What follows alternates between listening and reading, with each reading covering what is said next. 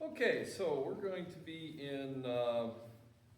we're going to start out in Genesis 12, right at the very beginning there, Genesis 12:1.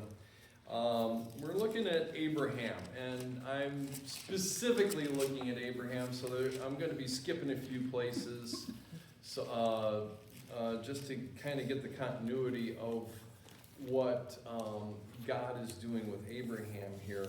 And the idea here is God is in the process of establishing his covenant with Abraham.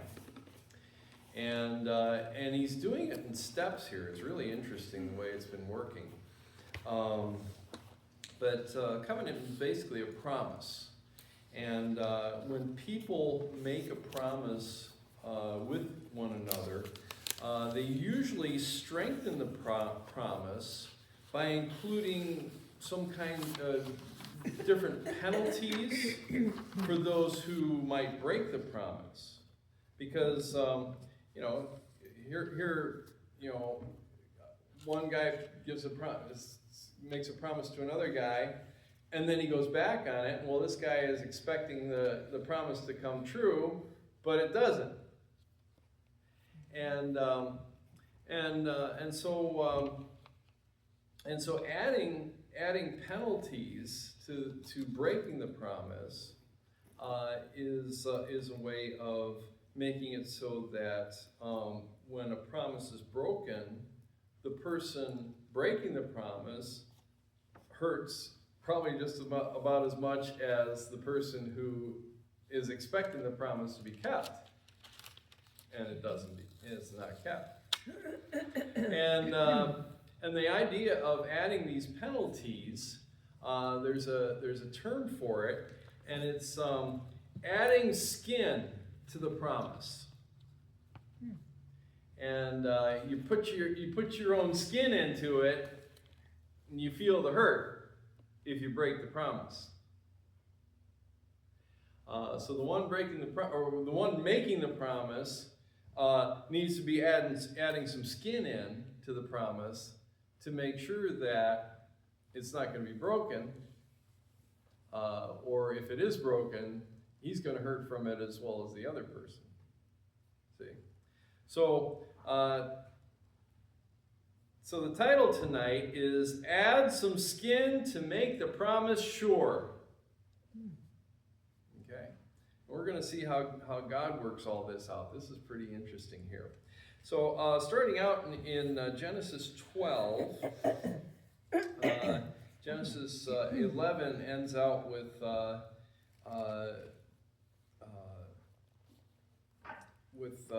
Terah, Abram's father, taking Abraham and Abram. I gotta remember what time period I'm talking about, because if you're talking about one time period, his name's Abram. If you're talking about another time period, it's Abraham. Right. And it's kind of like with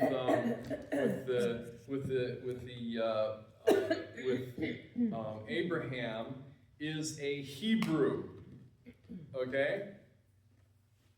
Because one of his grandfathers his name is Heber or Eber, and that's where the name Hebrew comes from. And then Abram, after a while, he has his sons and all that. Comes down to Jacob. Jacob is renamed Israel, and so all of his children are known as the children of Israel. Okay? And so that's another time period where you got, now, the people of Israel are descendants of Heber. They're Hebrews. Okay? And then after that you have, later on, you have the splitting of when eventually there was the kingdom of Israel, and it got split after Solomon's death, and then you had the northern kingdom and the southern kingdom. The northern kingdom was known as the kingdom of Israel. The southern kingdom was known as the kingdom of Judah. And then, years later, coming into the New Testament, because the northern kingdom of Israel basically got wiped out and scattered, it was just the southern kingdom of Judah that was left. And so coming into the New Testament, the people who are living in the Promised Land have become known as Jews. Judah. Okay? And then that's about as far as it's gotten, I guess. So you see how whatever time period you're talking about, to me, it's important to refer to the people as who they are at that time.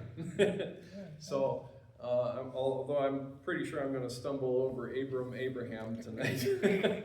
But all right, so here's Abram, and Terah, his father, brings them all from Ur of the Chaldees, which is not too far from Babylon, and the Persian Gulf, and probably not too far from where the Garden of Eden used to be before the flood.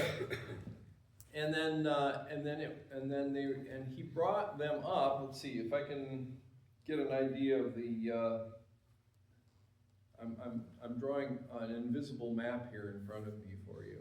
So you got the Persian Gulf down here, and you got all the big desert here. You've got the Tigris-Euphrates River coming up around here, and the Fertile Crescent. That's what they called it. Babylon, that area, was down here, and coming up to Haran, which is up near where Nineveh and the Hittite kingdom was. And then you come back down a little bit further down here, and this is where the Promised Land is, Israel. And so they stopped at a place called Haran, which is named after Terah's son who died, Abram's brother. And then next thing we know, that last verse of Genesis 11, the days of Terah were 205 years, and Terah died in Haran. Be aware that Terah didn't die right away. When Abram left, Terah was going strong, and Terah was going to live another 60 years after that. But so Abram didn't leave after his father died. But all right, so now we get into chapter 12, and right away, the Lord God had said unto Abram, "Get thee out of thy country, and from thy kindred, and from thy father's house, into a land that I will show thee." And so he's telling, get out of Haran. Get to a land where I'm going to show you. And so the Lord is saying, unto a land I will show thee.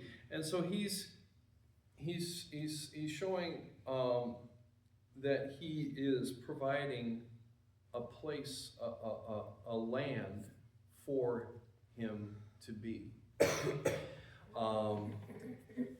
And then verse 2, God says, "I will make of thee a great nation." And so here God is showing that there will be family. A lot of it. And then last part of verse 2, "And I will bless thee and make thy name great, and thou shalt be a blessing." I use the term influence. I think that's probably a good description here of Abram's situation that God is describing. Verse 3, "And I will bless them that bless thee, and curse him that curseth thee." Interesting wording there, because I will bless them, plural, that bless thee, and curse him, singular, that curseth thee. It's interesting that more people will be blessing Abram than cursing him. But here I use the term protection. God provides protection for him in the way that he'll have a lot more friends and not so many enemies per se. And even if somebody does try and go up against him, those people will be cursed of God. You don't want that. Okay? And then last part of verse 3, and in thee shall all the families of the earth be blessed. And I thought it was interesting because whether they realize it or not, in Abram shall all the families of the earth be blessed. Whether they want it or not, whether they realize it's coming from God's blessing of Abraham, that all the families of the earth be blessed. And so probably one reason why I will bless them, plural, that bless thee. There are more people that receive that blessing. So those first couple of verses, the Lord is promising a new life for Abram and his family, future family especially. Keeping in mind that he hasn't even had kids yet. All right? So God's putting this out here, and there's a promise of a new life. Nothing really substantial yet, other than some nice generalities there. The land, the family, the influence, the protection, and then the overflow. That was the last one I should have said. In thee shall all the families of the earth be blessed. So, what did Abram do? He decided, well, I'm gonna do what God told me to do. And so verse 4, so Abram departed as the Lord had spoken unto him, and Lot went with him, and Abraham was 75 years old when he departed out of Haran. So he went to go where God told him, and eventually got there. And so from step 1, the promise of a new life, to step 2, surveying the property. That first point of talking about the land, get thee out of thy country and go unto a land that I will show thee. Well, here's the land, and I'm going to show it to you. So we're going to survey the property here. Verse 6, Abram passed through the land unto the place of Sychem, or we've probably heard the term Shechem. That's the city of Shechem. Unto the plain of Moreh, and the Canaanite was then in the land, and the Lord appeared unto Abram and said, unto thy seed will I give this land. And there he, Abram, builded an altar unto the Lord, who appeared unto him. So here's God saying, I'm going to give this to your seed. You're going to have children. And interesting that if we were to look at Galatians, God was talking about how all the earth would be blessed because of Abram's seed, and specifically that came down to Jesus Christ, singular. Unto thy seed will I give this land, and there he builded an altar to the Lord who appeared unto him. Verse 8, and he removed from thence, Abram got up, removed from thence unto a mountain on the east of Bethel. So he's going from the plain of Moreh to near Shechem, or Sychem as it's spelled here, to the mountain on the east of Bethel. So he's going. So he's going east of Bethel, and it says he pitched his tent, having Bethel on the west, and it says Hai on the east. If you didn't look at the H, you would see Ai, and this is the little town of Ai that's near Jericho. So Bethel in the west, Hai on the east, Ai on the east, and let's see, I just lost my place. Okay, verse 8. And there he builded an altar unto the Lord and called upon the name of the Lord. Okay, so verse 6, we see Abram pass through the land, the place of Shechem, plain of Moreh. The Canaanite was in the land. Verse 7, the Lord appeared unto Abram and said, Unto thy seed will I give this land. And there builded he an altar unto the Lord who appeared unto him. So he built an altar at Bethel. Then he goes to the east, and halfway between Bethel and Ai, Hai, there he builded an altar to the Lord and called upon the name of the Lord. So he's setting up altars. He's setting up places to show, be reminders to him that, hey, this whole place God gave me is going to give me and my family the land. And Abram journeyed on, verse 9, going on still toward the south. And there was a famine in the land, and Abram went down into Egypt to sojourn there, for the famine was grievous in the land. So he's turning his direction south, and then there's a famine grievous in the land. And at this point, we're going to skip over the fiasco in Egypt, because that's just a bunch of garbage that went on there. But we're focusing here on Abram and God is what we're doing. Chapter 13, verse 1. Abram went up out of Egypt. So remember that he had to go south, even further south than the land that God was showing him, south to go to Egypt. Well, he went up out of Egypt, and he and his wife and all that he had, Lot with him, into the south. So he's coming back into the southern part of the land that God is promising him. Verse 3, and he went on his journeys from the south, even to Bethel, unto the place where his tent had been at the beginning, between Bethel and Hai, unto the place of the altar where he had made there at the first. And there Abram called on the name of the Lord. So he's going back to familiar territory here. And he's going back to the altars, the places where he met with God. All right.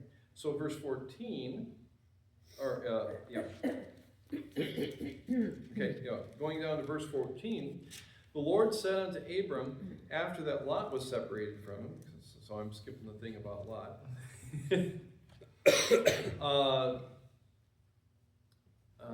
Lift up now thine eyes and look from the place where thou art, northward, southward, eastward, westward. For all the land which thou seest, to thee will I give it, and to thy seed forever. Now what's interesting here is, this is a similar statement to what Abraham gave earlier, what we skipped, with Lot. With Lot, Abram said, okay, we've got a problem here. Our herdsmen aren't getting along. All right, so look at the land. If you want to go right, I'll go left. If you want to go left, I'll go right. And what did Lot do? He lifted up his eyes. He didn't pick the choices Abram gave him. which he should have out of respect for his elder. But he picked the choice of what he really liked. Oh, this looks pretty good. I guess it doesn't really matter which way we go. I'll just look up and go to this well-watered plain. But Abram said, look, lift up thine eyes and look. Well, God said, lift up thine eyes and look. But what does God say? North, south, east, west. Look at all directions. For the land which thou seest, north, south, east, west, to thee will I give it, and to thy seed forever. Are we seeing a pattern here? I hope so. It's not really exciting just yet. Okay, we're going to get to the exciting part, so bear with me. We're walking around the land and seeing what's there, and setting up some altars, and there's that. Okay, so we have the land being surveyed here. God says, "Lift up thine eyes, look north, south, east, west.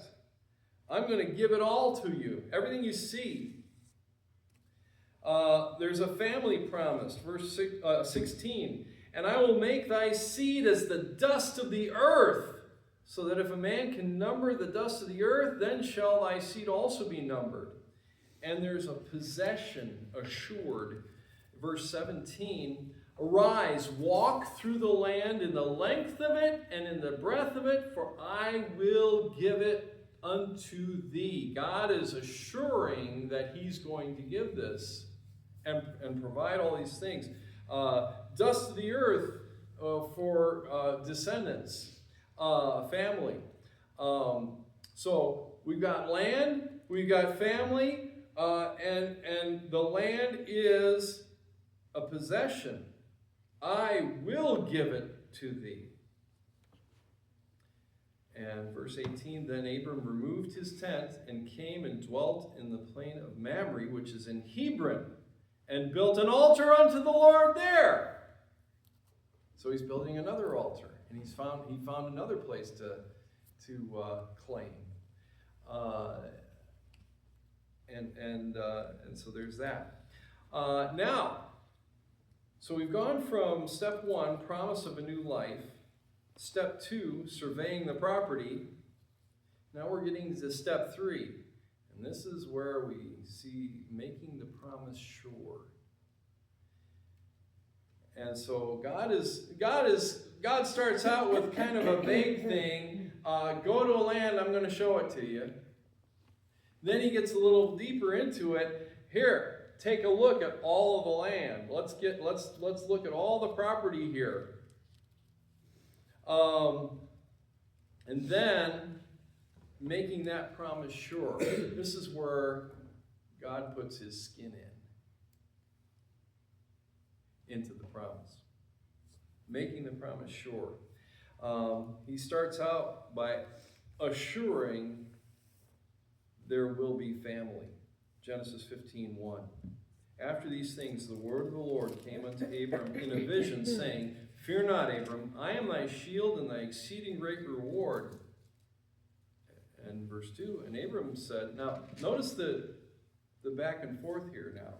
Before, it's just God talking to him. And now Abram is saying, okay, let's get down to it, and let's get the covenant going. Let's get the promise going. Abram said, "Lord God, what wilt thou give me, seeing I go childless?" That's interesting. Now, does Abraham have any kids yet? No. He is childless. And what wilt thou give me, seeing I go childless? And the steward of my house is this Eliezer of Damascus. And Abram said, "Behold, to me thou hast given no seed, and lo, one born in my house is mine heir." He said the same thing twice. Now, what's God been saying all along? Unto thy seed, unto thy seed, unto thy seed will I give this. And Abram's finally getting to a point where, after walking all over this place, he said, okay, so where are the kids?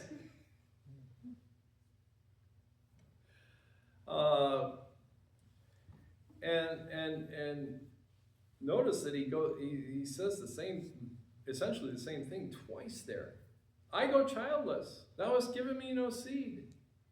Eliezer of Damascus, my steward, the one born in my house, he'll be my heir if I don't have any kids.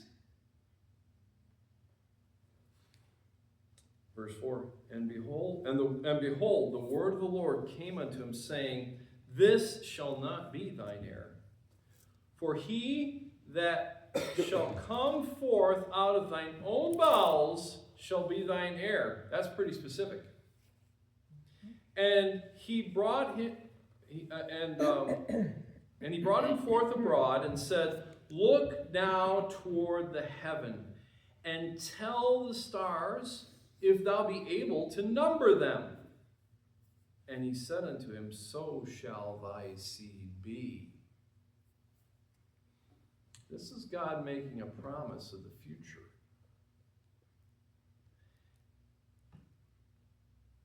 And verse 6, Abram believed in the Lord, and he counted it to him for righteousness. If this verse sounds familiar, you'll find it in Galatians as well. He believed the Lord, and he counted it unto him for righteousness. God is saying, I will surely give you a family. I will surely provide seed in your family. God next says, you will have a sure home. Verse 7, and he said unto him, I am the Lord that brought thee out of Ur of the Chaldees, to give thee this land to inherit it. Give thee this land to inherit it. Verse 8, and he said, Abram, Lord God, whereby shall I know that I shall inherit it?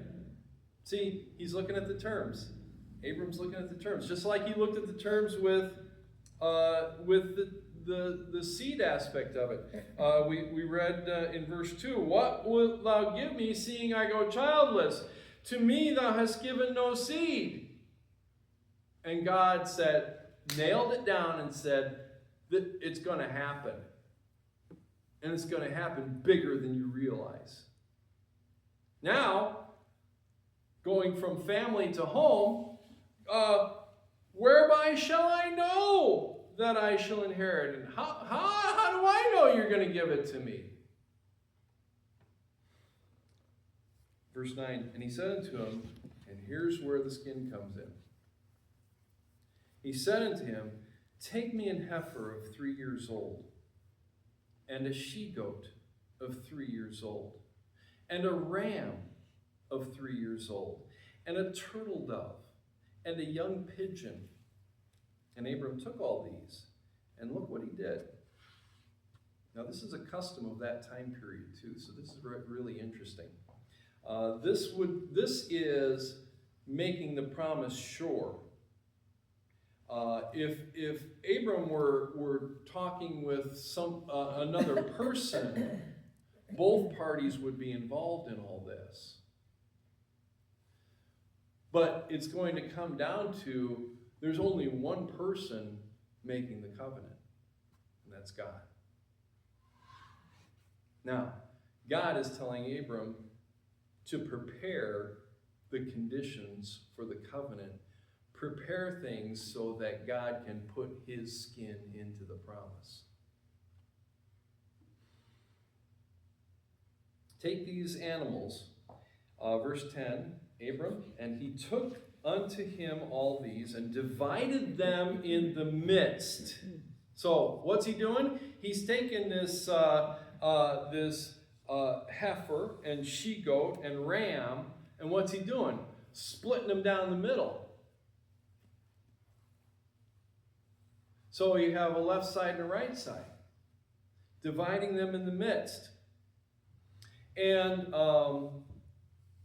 he laid each piece one against another. So what did he do? He's got a lineup of pieces of animals. Here's the heifer. Right side, left side. Here's the she-goat. Right side, left side. Here's the ram. Right side, left side. Here's the turtle dove. And here's the pigeon. And what do you have in the middle? A pathway. You getting the picture here? So what you have in the middle here, or what you have here, is a line of split animals and two birds, because he didn't divide those. But okay. All right, and young pigeon divide them, and the birds he divided not, at the end of verse 10. Verse 11, when the fowls came down upon the carcasses, Abram drove them away. Now, here comes the sure promise. And when, verse 12, and when the sun was going down, a deep sleep fell upon Abram. So, after laying out these pieces and laying out these animal parts, he's making sure the carrion birds don't get into this. But then the sun goes down, and this deep sleep falls on Abram. This is the same type of deep sleep that Adam got with the rib taken out. This is one he's not waking up from until God's ready for him to wake up. Okay? A deep sleep fell upon Abram. And lo, and horror of great darkness fell upon him. So it was very dark outside, and he's asleep, very dark inside. Verse 13, and he said unto Abram, get this, know of a surety that thy seed shall be a stranger in a land that is not theirs, and shall serve them, and they shall afflict them 400 years, and also that nation whom they shall serve will I judge, and afterward shall they come out with great substance, and thou shalt go to thy fathers in peace. Thou shalt be buried in a good old age, but in the fourth generation they shall come hither again, for the iniquity of the Amorites is not yet full. And so here is God, he's predicting the future here. He's predicting the Egyptian situation with the people of Israel being in Egypt for 400 years. But he's also saying, know of a surety. God's saying, I'm nailing this down right now.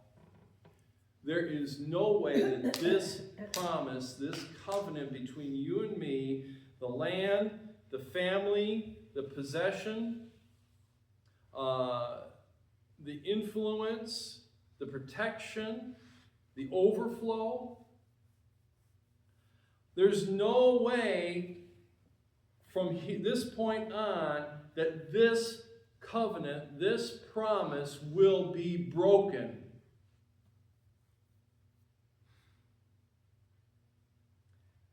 And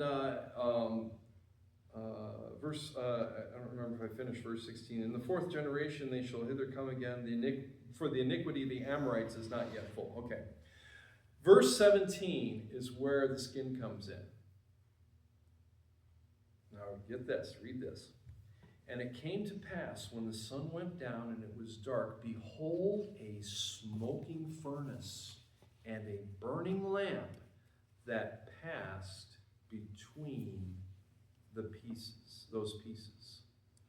In the same day, the Lord made a covenant with Abram, saying, unto thy seed have, present tense, have I given this land, from the river of Egypt unto the great river, the river Euphrates.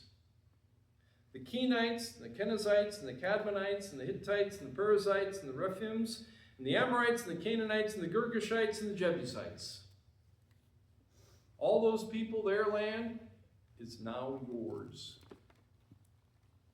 I have given. Okay, so back to verse 17. A smoking furnace and a burning lamp. Our God is a consuming fire. Okay? So, what happened here? Abram divided the pieces. Abram divided the pieces, and normally in a covenant type relationship between people,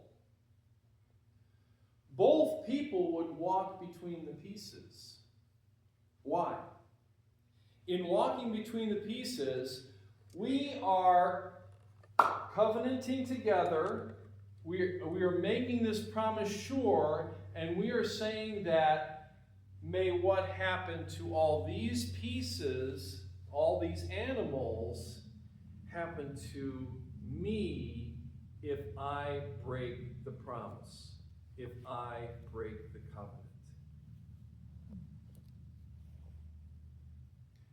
And so, instead of both parties involved, only one party went through. And who was that? The smoking furnace, the burning lamp. God walked between the pieces, saying, if I do not keep my promise, may what happened to these animals, their death, happen to me. And God further cemented that covenant a lot later when Jesus died on the cross. Wow.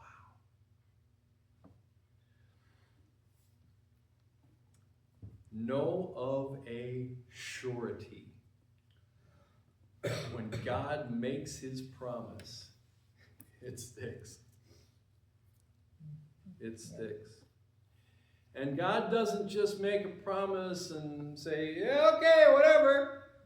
No. He adds skin to the promise. And especially, Jesus on the cross, he was cut, he was bruised, he was beaten, he was bloodied.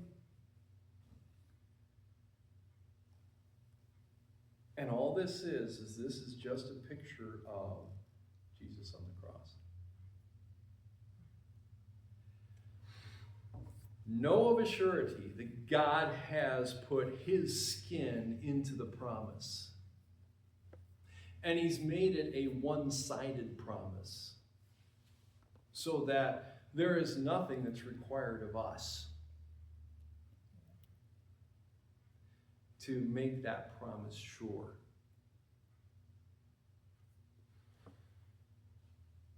Praise the Lord, he added his skin to the promise. Let's bow for prayer.